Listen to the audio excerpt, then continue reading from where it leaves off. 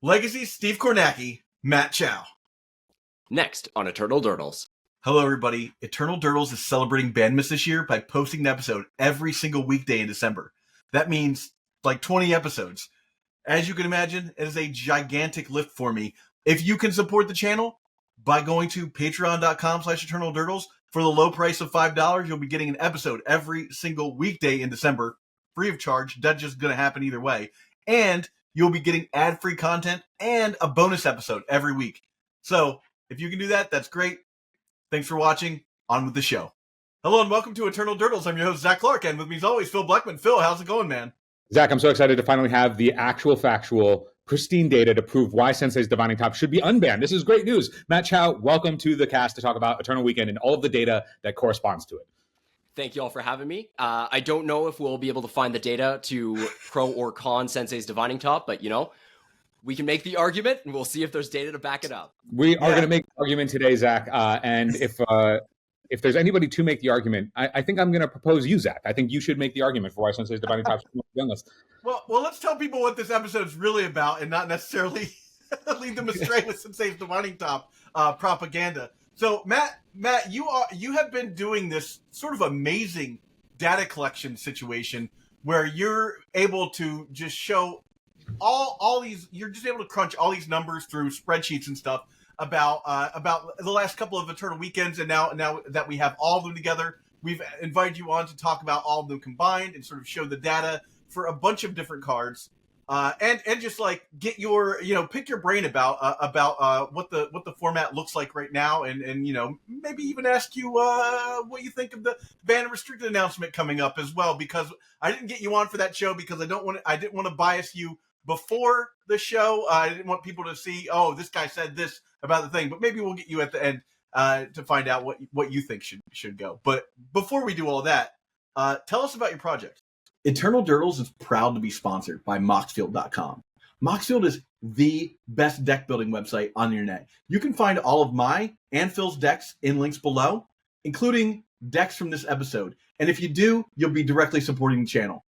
Yeah, absolutely. So I just love to try and figure out the answers to questions. And so I got back into Legacy a couple years ago, and after having taken a bunch of time off, and I wanted to figure out like what was good, what isn't good, where do I approach this. I jumped back in with Jeskai Control. I used to play Grixis Delver back in the day, back at DRC and Cabal Therapy, Gitaxian Probe, back that era, and so I was like, okay, how do I get back in on a budget? How do I know where? Like, how do I fight against what I'm going to be playing against? So that was sort of the motivation behind it. And then last year for the Eternal Weekends, I looked at, Eternal Weekend, Japan and Europe and North America. And I just started scrolling through the list of all the deck lists. And I was like, oh, these are all mislabeled. So none of this information is useful. Yeah. And so then I was like, okay, if that's the case, I can't have no visibility into how MTG Goldfish or MTG Top 8 are categorizing things. And those are really good tools for the most part. But it's sort of, I guess, just out of stubbornness, I was like, I want to do this myself to make sure that I can trust the data that I'm relying on.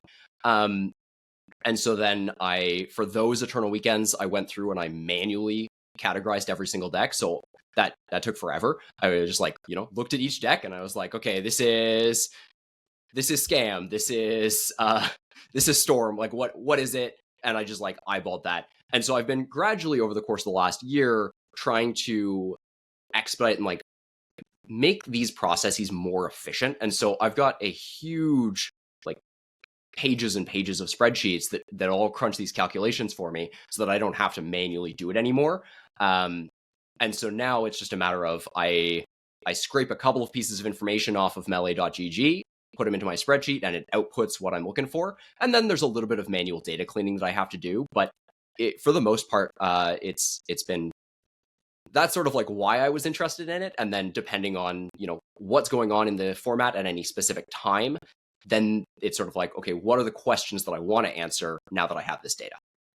I mean, I think you can take heart in the fact that most of the significant human endeavors that have ever happened have been for slightly selfish reasons. We all know that the guy who created penicillin just wanted to check out, just wanted to have something to cure his own personal headache and none of the headaches for the other people. And I think, that's a great metaphor for what you got going on here, but, in all seriousness, this is just such a massive project, and it's so, it's so insightful to be able to look at this data and be like, okay, like here's what I want to find out. And then from there, just be able to look at it and extrapolate whatever use case you want from this data. And that begs the question: when you put all this data together from the 3 Eternal Weekends for 2024, what were when doing that? What was the initial question that you wanted to answer for collecting those particular tournaments specifically?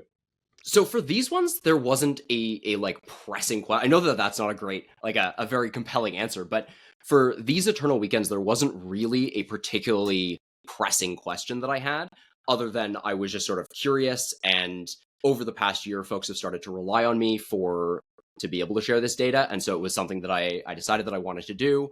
I had a little bit of time just after Eternal Weekend North America to be able to check this out and sort of see. Obviously, it's cool to see how the different decks stack up and sort of seeing are what we assume the case is going to be, is that actually shown in the data, right?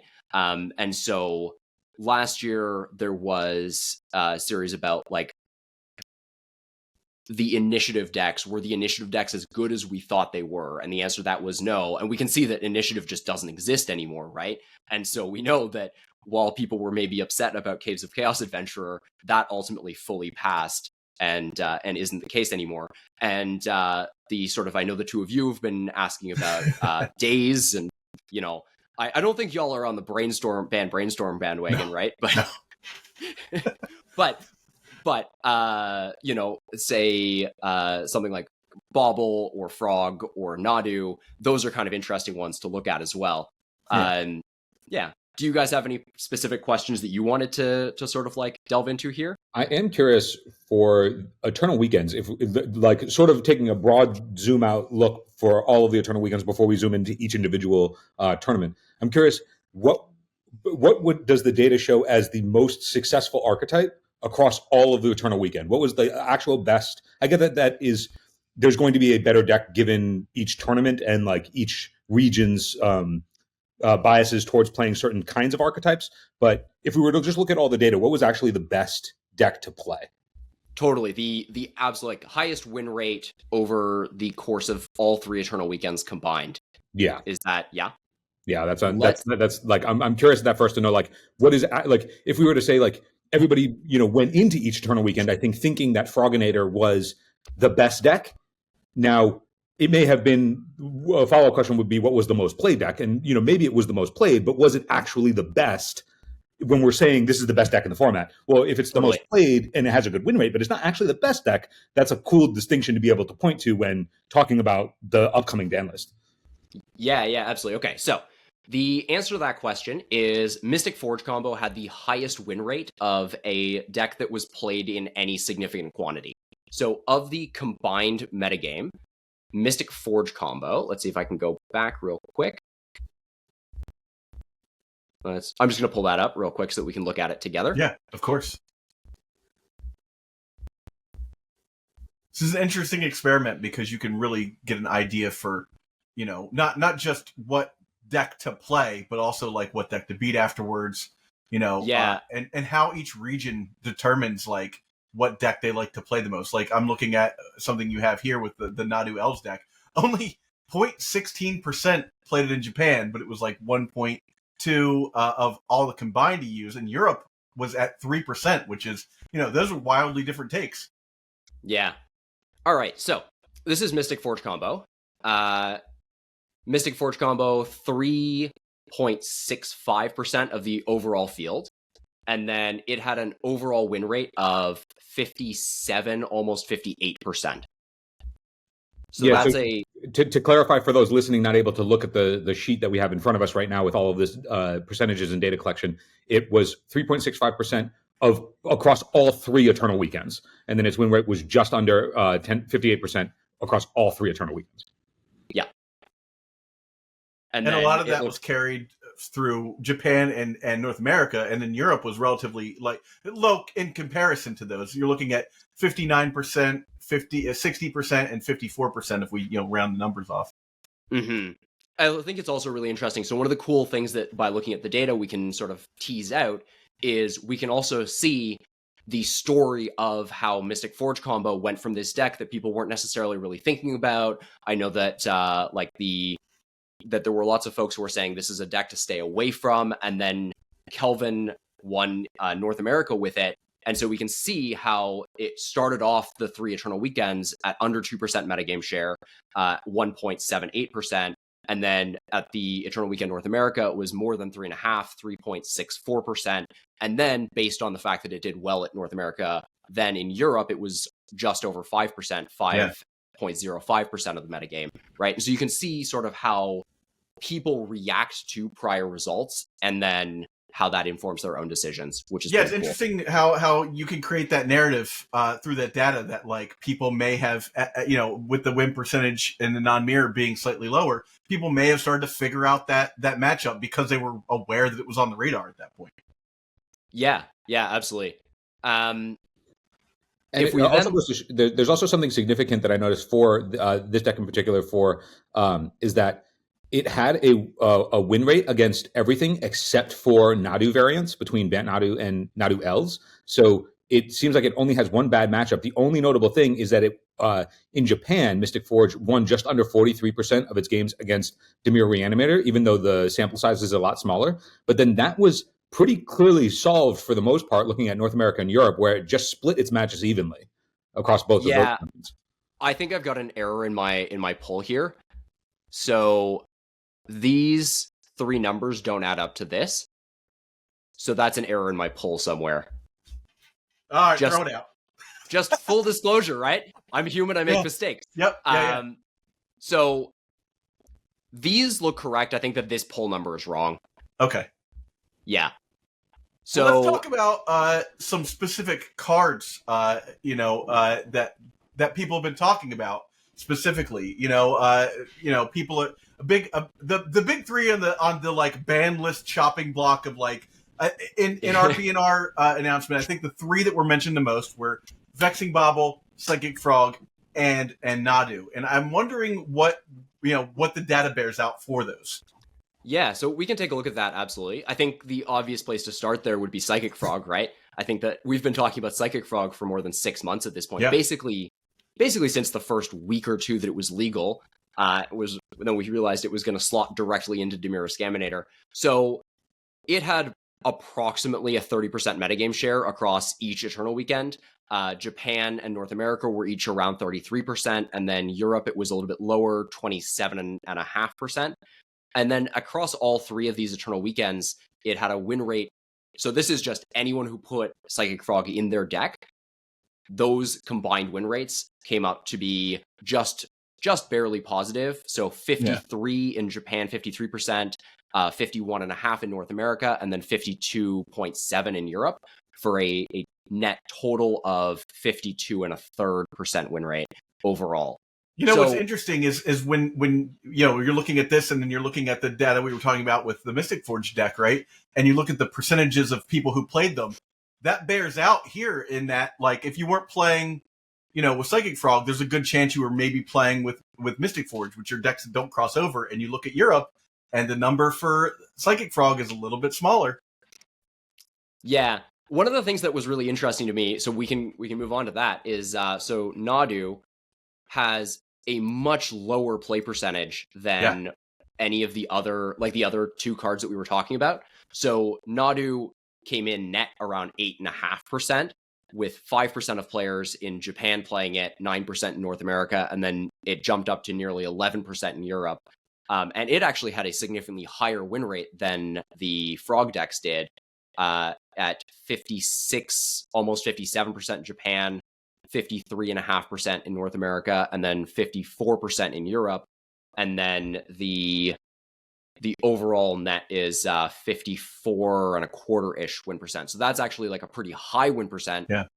and depending on how you view these things, I know that we're going to get into discussing bans or not bans and stuff like that. But 55% is the one that I hear most commonly from folks as being, hey, that's a danger zone. Yeah. I'm curious with comparing these two cards, because with Psychic Frog is an individually powerful card that happens to synergize with, reanimation targets. It happens to control combat. It's a card advantage engine on its own, being a 2-mana Ophidian. But it is not requires no build around. But yeah, that's the thing. It is implicit that when you play it, you theoretically are playing it with 57 other cards of your choice, but there isn't necessarily like it doesn't necessitate including any additional card. Where I'm curious with Nadu Winged Wisdom, between both the Bant version and the Elves version, would the numbers for Nadu Winged Wisdom and Nomad's Encore be identical in only looking at these tournaments, in that it would be presumed that if you were playing against the Nadu deck, that your Nadu also implies Nomad's Encore, and nobody's looking at Nomad's Encore as a problem, even though it's reaching a percentage, because it's on the back of the fact that Nadu is the powerful card. Yeah.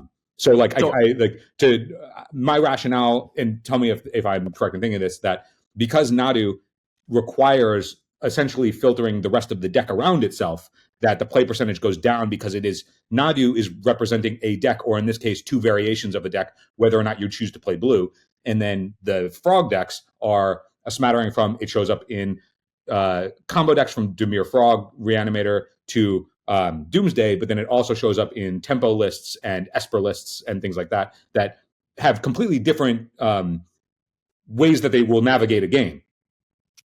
Totally. I think you're absolutely spot on there. So there are 3 decks that identified that play Nadu, outside of maybe there was like one person who played Nadu outside of these 3 core archetypes, which was Cephalid, Breakfast, and then Bant Nadu, which is the Bant version of that deck that doesn't play the Cephalid combo, but does play Green Sun Zenith and sometimes Devoted Halfling. And then the 3rd deck, which is what some folks have coined Nadu Elves. That's what it's categorized under my spreadsheets as. And they're closer to being Elves lists in that they also have a Natural Order Hoof or Natural Order Atraxa, while also not playing Cantrips or Force of Will. So I would say that you're 100% on there, Phil, which is just like, there are fewer decks that you can put Nadu into, and those 3 decks happen to be powerful. Whereas with Psychic Frog, as an example, like I've spent the last 2 months, anytime I've played Magic, I've played Psychic Frog, and it's been more a question of what do I want to play, and then I'm going to put 4 Psychic Frogs in it. So I've played anything from Doomsday to Stoneblade to Riskaminator to the Epic Storm, all with Psychic Frog. I was playing it in 5-color beans, like just slot in there, Man, one of the most fun decks I've played in the last little bit was I played Sultai Beans with Mox Diamonds, so that I could turn 1 Frog or turn 1 Beans. It wasn't good, but it was sweet. So that's some vintage sensibility, because we had a person on talking about how he played Lotus Petal in his vintage deck, Esper Lotus vintage deck, which other players, or a majority of other players, did not, because he was like, I'm just going to turbo out my Psychic Frog in order to recoup the card on the following turn, and that was just very good. Yeah, I think that makes total sense. Do you guys want to look at Vexing Bobble? I would love to look at Vexing Bobble, actually. Zach is very excited about incriminating the Vexing Bobble here on the data. So, Vexing Bobble, highly, highly played. It's not as played as Frog, but we have it at a combined total of 26% of the metagame between all 3. 22.5% of the metagame in Japan, 26.93, 27% in North America, and then 27.5% in Europe. The overall win rate for Vexing Bobble, I only pulled main deck Vexing Bobble, so I didn't pull any lists that are Vexing Bobble in the sideboard only, or that also have them in the sideboard. So main deck Vexing Bobble, 50.3% win rate across all the tournaments. 49.5% win rate in Japan, so that's a negative win rate, and then 50.41, 50.5% win rate in North America, and then 50.66, 50.5 in Europe.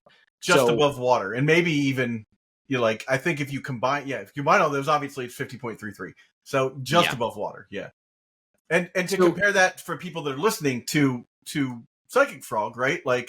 It was a 31% metagame share and a 52.9% 3 basically overall win rate.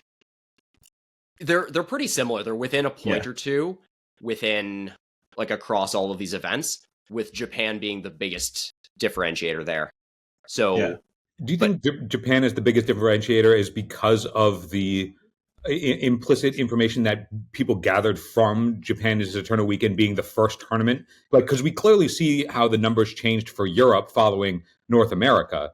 And I think North America, of course, Zac and I were looking at what went on in Japan as, information. And we even know that, Kelvin choosing Mystic Forge, we know that he was looking at the results from Japan. So do you think that how much would you say in your approximation is influence from a previous tournament, from tournament to tournament? I would say it's pretty significant. So there's a huge range of people who will go to an Eternal Weekend, right? Usually there's going to be a handful of people who go to more than one, right? Like there are a couple, but there's that, it's a small handful, right? And so it's a question of, is it within driving or easy travel distance for you?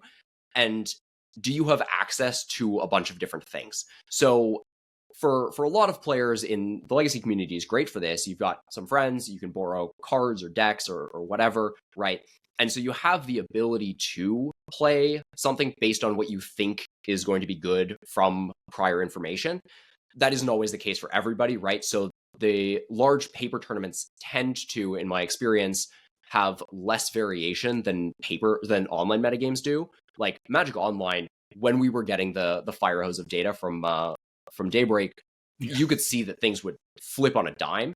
And that is not often the case in paper. Like Sneak and Show is still highly played, and it hasn't done well, right? Yeah. Maybe that's me shading Sneak and Show a little bit, but like we're a Shade Sneak and Show podcast, so that works. Yes.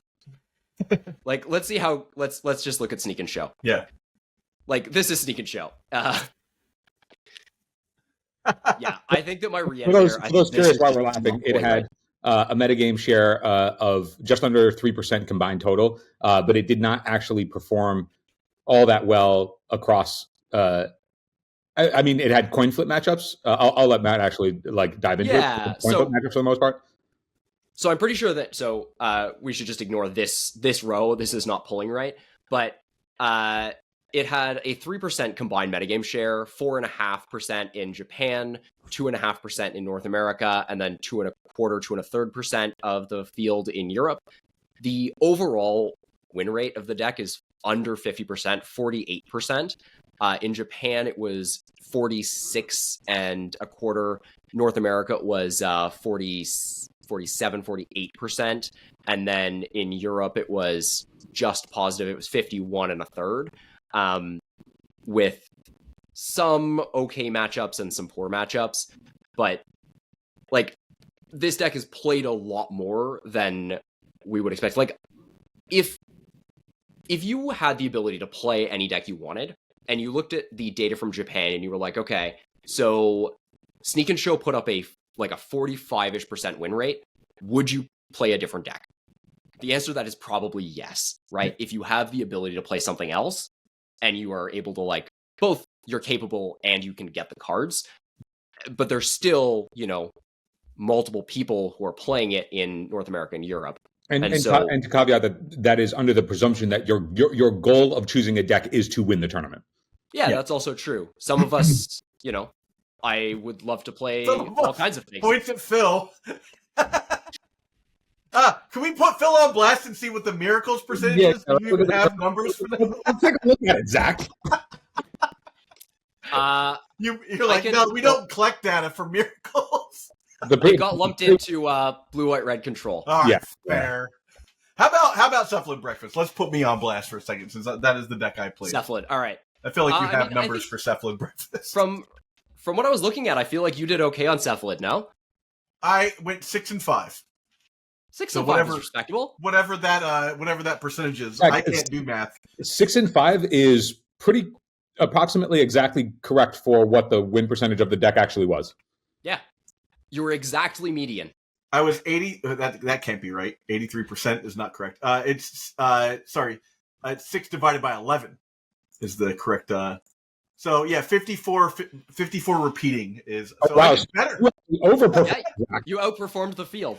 Goddamn. That I think that comes down to my sheer tenacity of playing all the rounds. If you lose your first fair, three, yeah. you can only go up from there, really. Something that I have found, I didn't have time to put this together for this, and I haven't had a chance to do it yet. But one of the things that I find to be really illuminating when looking at how good a deck was is looking at the distribution of wins. So the number of players who ended up at like an X and 2 finish versus like an O2 drop finish, okay. and sort of like that distribution can be really important in viewing this information. So one of the really important things to caveat when we're looking at win rates is that there might be somebody who played Cephalid Breakfast and went 0-9. Like they played the entire tournament. Just ruining the data for everybody. Right. And that's not necessarily representative, but also then there are other people who went 0-2 and dropped, or every once in a while there'll be somebody who like 2-0 and then like they drop because something happens and they have to leave, right? Yeah. So there can be a lot of noise in the data, and it's really hard to like to pull all of that out and account for all of the noise in the data. Yeah. And anybody who top aided any of these Eternal Weekends were also outliers compared to what their deck performance would suggest in this data, because in order to win any of these Eternal Weekends, you couldn't drop more than a match. So like your win percentage has to be like 90 plus to win one of these tournaments. Yeah, absolutely. So if we look at, this is a much uglier looking spreadsheet than what I just had, but you can see that if we look at the combined non-mirror matches, right, you'll see that there is a direct correlation between how many people played a deck and its win rate. So, or not, like the more outside of the 50% range, the fewer pilots would have had to play it, right? Like there was this one person who was playing actual factual Tron in Europe, and made like it was like Nexus.deck, huh?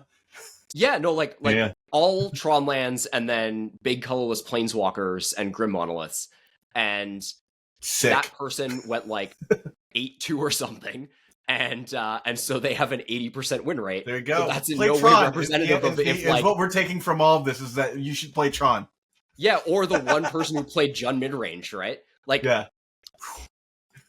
So there's lots of there's some variables that just completely skew the data as far as outliers, I believe they call them.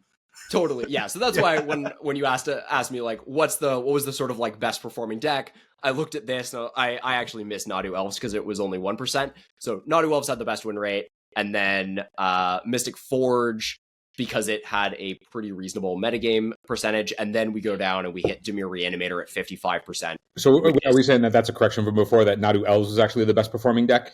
Yeah, I would say that is in fact a correction from before. Granted, it had approximately a third of the field compared to Mystic Forge. Am I reading this right? Yeah. Yes, you are correct. So I know that you can't extrapolate this data in real time, but two of the things, and I'll we'll put them somewhere on the map here. Two of the things I want to check out is, one, I wanted to get data on days, just because people want to know, and just to, again, roast Phil. I feel like this is data that you can actually slink down into people who played Terminus. I want to say that I think we could probably isolate days, like in how good it performed, just looking at Demir tempo. Mm-hmm. I mean, I guess there are other decks for the most part that were playing days, but I feel like the most popular days deck, for the reason that we're thinking of, like the Days Wasteland Cheap Threat Shell, it like the flag bearer for that across these Eternal Weekends was Demir tempo. Sure. And I think that's fair. Yeah, and like Doomsday too, right? Doomsday plays days. I was playing days in Cephalid Breakfast. Not all versions of the deck play that, but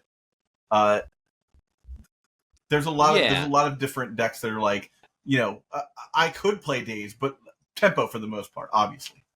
I think Demir tempo is a good place to look at this for the moment. So let's do that. Take a look at that, because I think the ways that people talk about days as being a problematic card, a card that gets lumped into the ban discussion when we talk about it, it's less so. Like there are the people who argue that it polices control, and then there are other people that say it protects control. Like that's a debate for a different time. But when it comes to the Days Wasteland Shell, which, plus Treat Threat, which is the thing that has been the Delver shell over all these years and then constantly coming up into conversation. It's because of the Delver tempo gameplay. So I think that Demir tempo is the place to look.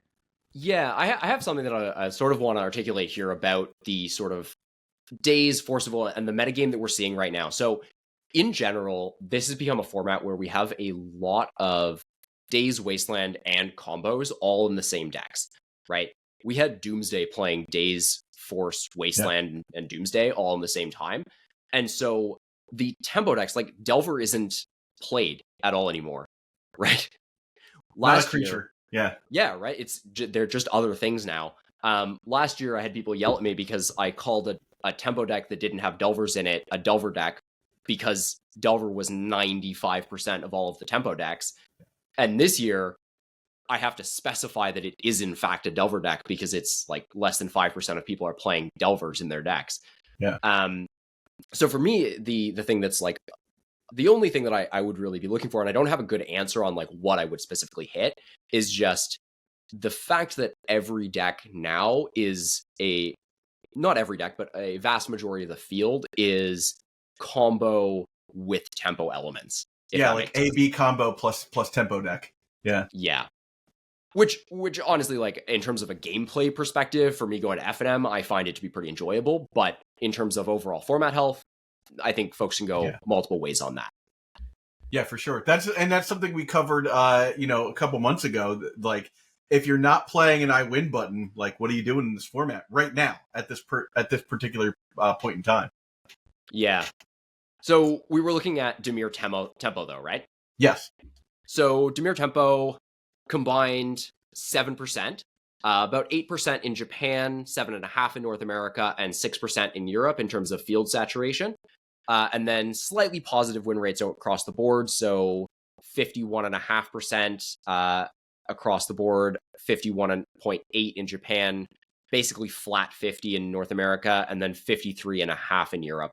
So it had its best performance in Europe of these three tournaments. But also the player saturation, like the number of people who are playing it, dropped a little bit. So it might have been that people moved away from it, except for the most like practiced tempo players. So there could be a skill component being added in there. An interesting thing to also note for the matchup spread is that this is another matchup that seems to have a pretty poor either an unprepared plan or not an effective enough plan against Nadu variations. Like if you sit down if you're playing Demir tempo and you sit across from Nadu, it looks like it's going to be a tough time. Yeah, absolutely. I am curious if the Japan number looks wild. 16%. Oh yeah. I mean, that's only 6 matches played, right? Yeah.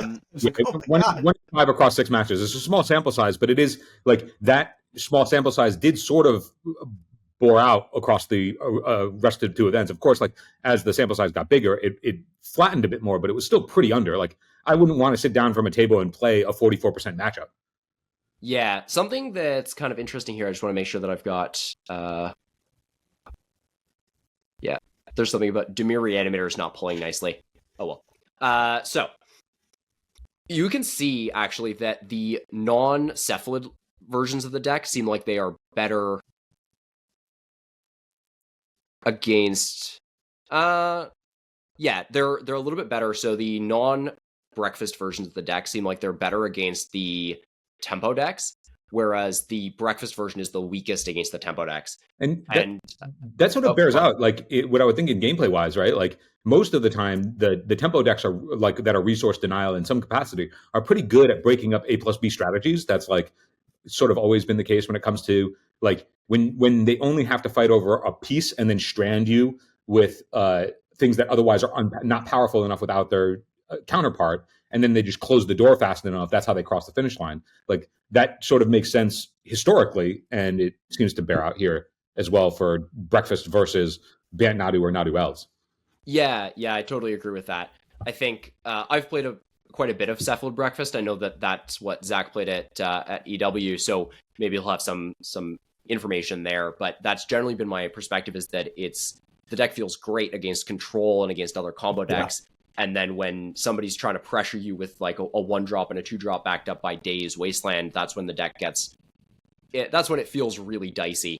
And I would think that the move towards black away from red also means that the difference between, okay, Bolt being able to close the door a little bit faster, but Thoughtseize being able to be an additional layer of disruption that can break up an A plus B, like you're probably better off against something that would be on the red side of things, because if you have a plan to slow down the clock, but proactive disruption is something that's a little bit harder to combat because it happens earlier in the game where your life total isn't as much of a resource. Yeah, totally. I would be interested to see what the win rate of Cephalid Breakfast is against like the decks that generally play Wasteland, because that is actually exactly how I felt like it was the worst matchup. I don't know if that's even a possible thing that you can pull up now, but like that's, I mean, we can sort of, me was always always the matchup. Like, you know, you had Demir Tempo, what is it? You know, basically decks that like mess with your mana base was always like the thing that I felt was the worst. So like Red Prison and Eldrazi, of course. Any other tempo decks that play, you know, like even I guess like Stifle Knot, would be another one. Yeah, a lot of these like being, you know, I like it looks like you're pretty good outside of the decks that sort of really punch you in the face. Yeah. It's interesting data. So we're looking at how Cephalid Breakfast broke down against the primary Wasteland decks. That's Demir Tempo, Eldrazi, Stifle Knot, Esper Frog, and lands. And it had a pretty significant positive matchup against Stifle Knot and Esper Frog. It had a coin flip matchup against Demir Tempo, but then it really you struggled against Eldrazi and lands. Yeah, and those are two decks that I played against. Like I'm in that data. You know, like. Matt, can you talk about which direction did you skew the data in? Sorry, go on. Can you talk about the advantageous data of dodging bad matchups? I think that would help Zac out a lot. Yeah, totally. Just do it. Just do it. Yeah, just do dodge. It. The Nike plan, as they say. Matt, so what do you when you're looking at something like at this data, like, you know, we are simpletons over here, just like, you know, looking at green numbers versus red numbers. What do you see as actually the story? Yeah, so I mean, I am no data analyst. I like to pull the information so that I can look at it. Ultimately, like it depends. There isn't like anything that really jumped out at me here, other than I think pretty obviously by looking at sort of like Bobble and Frog and Nadu, you can see that those are sort of the cards or archetypes to beat, right? And last year, I was thinking about the pillars of the format being sort of like the Stompy decks and the Beans decks, and there was one other pillar, and I don't remember what it was last year. But this year, I think it's pretty clear that we've got like creature combo, we've got like tempo combo, and then we've got like colorless stuff. Permanent combo. Right? Permanent combo, yeah. Like, you know, think of Eldrazi and Mystic Forge and even like Moon Stompy is all sort of falling into the Stompy doesn't necessarily mean Ancient Tomb Chalice anymore. Yeah. It's sort of, we're gonna resolve big permanents, and then either those permanents will card advantage or critical mass and kill you. That particular, so I mean, we could just adjusting for those between Eldrazi, which is still, you know, an Eldrazi Temple Ancient Tomb deck, versus the Mystic Forge decks that were on the Planar Nexus Tron package. I guess that like the way that we would aggregate all of them together is they are Vexing, Bobble, Kozilek's command decks. Yeah. Yeah, I like that. That's a good way of looking about this. So, you know, as we're cooling down here, closing down the show, I wanted to ask you if you have data for what was the, like, you know, popular deck, worst performing like deck that had like a reasonable saturation of play. That's a great question. Let's see. What should people not play at FNM? What should people not play? Yeah, what was the mistake? And then the answer miracles. Well, the follow up as the only miracles player left in the world. There's plenty of us out here. We're all fighting the good fight. I actually got bad news, guys. I think I'm really happy we had it, Matt. Thanks so much for coming on. I'm so sorry, Phil. As a Jeskai player, like, not always a Jeskai player, but like Blue-Eyed X Control. Yeah, Blue-Eyed X Control. Oh man, 3 1/3% of the field. win percentage net overall 43 and 3/4. So under 45%. That is the lowest win percentage of a deck played above 3%. Although the white beans decks are also in that same range. They just weren't played as much. So Okay. I'm going to say bright side here because that win percentage overall is higher than I thought it was going to be. So. But also keep this in mind. Like, things have changed so much in the last year, right? Mm-hmm. Grixis Delver put up a 46% win rate overall, and it was played at about 1% of the field. So that's still like the idea that Grixis Delver would have put up a 45% win rate 12 months ago, they would have been inconceivable. Mm. And then question regarding given that fact that so much has changed in this year alone, we have a ban announcement coming up 5 days as of this recording. Yeah. If you were looking at all of the data that you've aggregated across all these weekends and presume that that's what WotC is looking at, do you think that there is any actual reasonable argument to be made based on data alone that something needs to get ousted from the format? So I've really thought about bans and how to approach a ban list over the last while. Around the time that Grief got banned, I did a whole series about sort of here's the data to ban Grief or Bowmasters or whatever the other thing was, right? Because I think we often get a lot of emotion when we're talking about this. This is a game that we spend our free time playing. It's something that has emotional meaningfulness to us, right? And I think what I came out of that period of time from is that it's not so much about the data, right? Because data is important. Feelings don't necessarily care about your facts. Yeah, agreed. It is about what is it that you're actually, what do you want Legacy to look like? And then based on what you want Legacy to look like, that's going to inform how you would want WotC to approach bans, right? And so people who want, say, Frog or Daze or Ancient Tomb or pick your card, it's about what do they want the format that they play to end up looking like. And so you can use the data to make pretty much any argument you want, because there isn't a strict set of guidelines that WotC uses, right? WotC will say, hey, this was, you can go back to Expressive Iteration as an example, right? They're like, it was winning at this percentage over this period of time, this saturation, and that was too high in our opinion. But we as players didn't have access to the Magic Online League data, so we don't know what that threshold was, right? And so you can make an argument that, if we're to make an argument that high metagame saturation and high win rates are what comprise a bannable card, then I think the answer is, Frog, Nadu, Bobble, right? But the way that I would want to approach this is, and I think I'm going to disagree with the both of you on this, is about the sort of the sacred cows of the format. For me, that's what makes Legacy, right? And so for me, I'll make all kinds of decisions in order to protect my ability to play with Reanimate or Ancient Tomb or Mox Diamond, right? Or LED. Okay. LED is a broken card, right?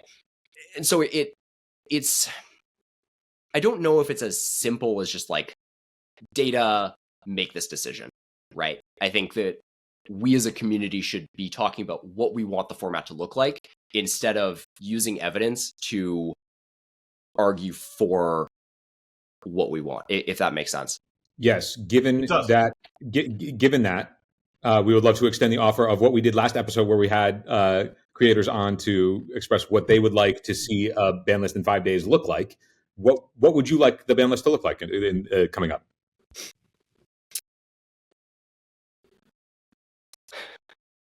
This is a matter of where what you want the format to look like really, really matters. And so I know that you would love Top Unbanned. I would love to play with Gitaxian Probe again.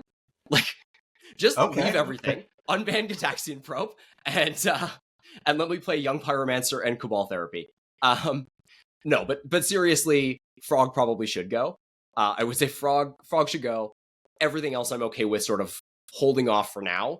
I would have loved for us to have been 6 months earlier in this ban cycle. If they'd axed Grief when we all thought they should have axed Grief, and then we could have known that Reanimator with Frog was going to be just as good, instead of having like, we've just kicked the can down the road so much at this point that I have a really hard time knowing exactly what the second order effects are going to be, because like we're so far behind the 8-ball.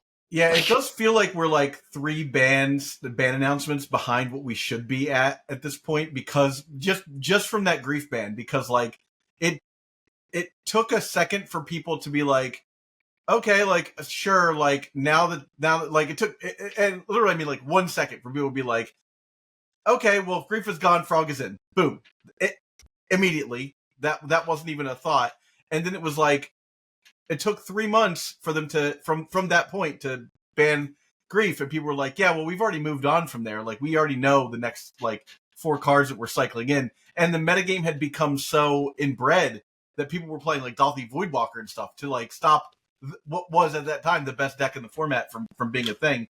And then when they saw, what's that?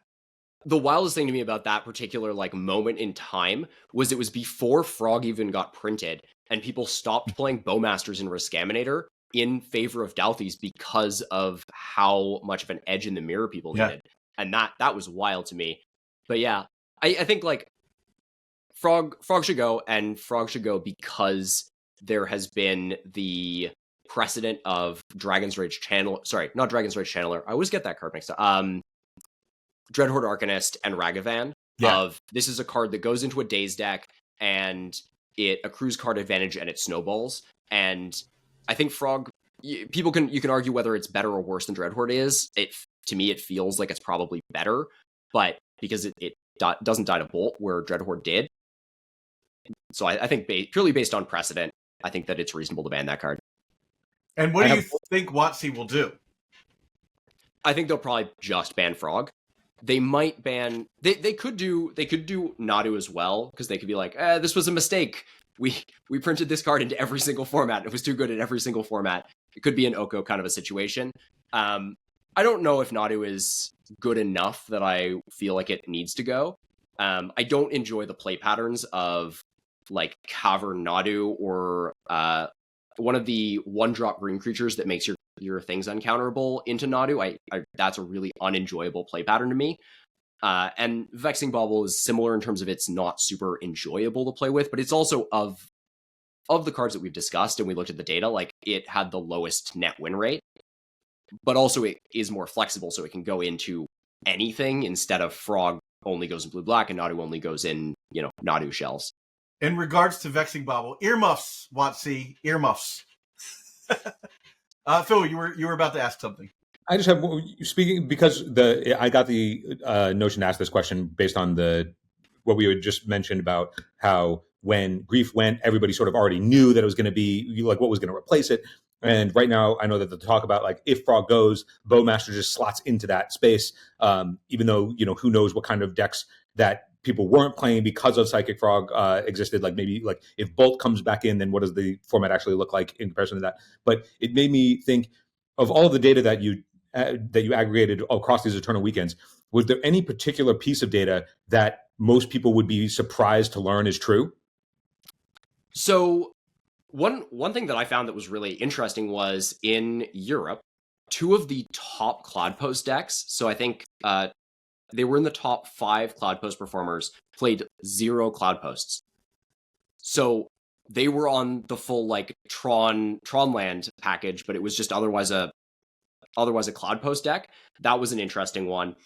There wasn't anything else that really surprised me in terms of like jumped out about the data. It was all sort of within the range, apart from Mystic Forge dominating North America. But obviously Kelvin had a leg up on the format. He's talked to me about that a little bit in terms of like the amount of prep work that went in there. I think that's a cool thing that we haven't seen in a while, is like a team dedicating building a deck to crush one tournament. That's like old school Pro Tour stuff right there. Yeah, exactly.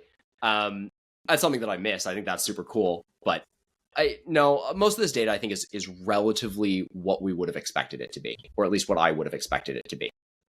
Well, it's been awesome having you on. I want to direct people to your YouTube channel, which does not have enough followers yet. Go to the links below. We'll probably put a link up here as well. I want to make sure that people are going to your YouTube channel because you really do a great job of breaking this stuff down.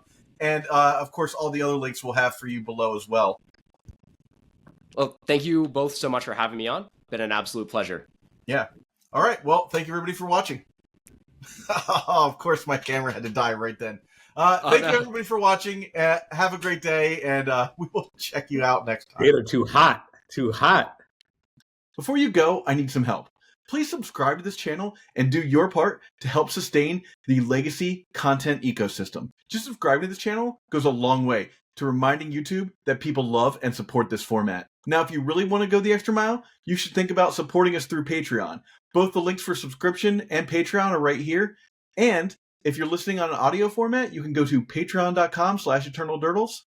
Thanks so much for watching.